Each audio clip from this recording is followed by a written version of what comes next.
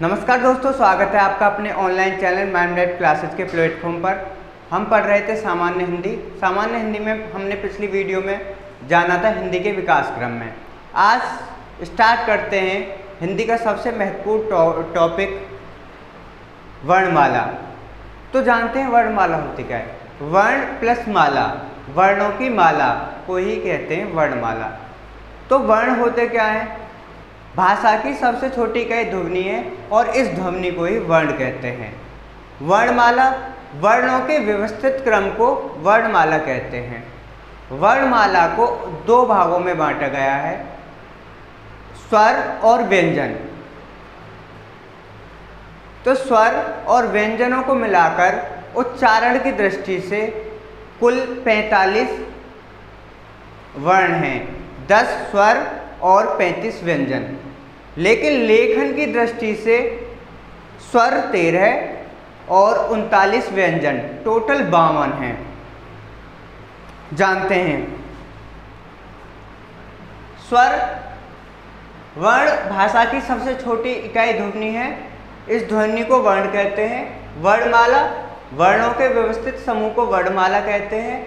मानक हिंदी वर्णमाला में हिंदी में उच्चारण के आधार पर 10 स्वर और 35 व्यंजन है।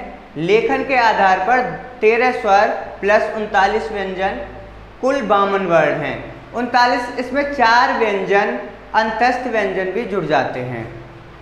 स्वर जो स्वतंत्र रूप से बोले जाते हैं वो स्वर कहे जाते हैं। व्यंजन ऐसे वर्ण जो स्वरों की सहायता से बोले जाते हैं वो व्यंजन कहे जाते हैं।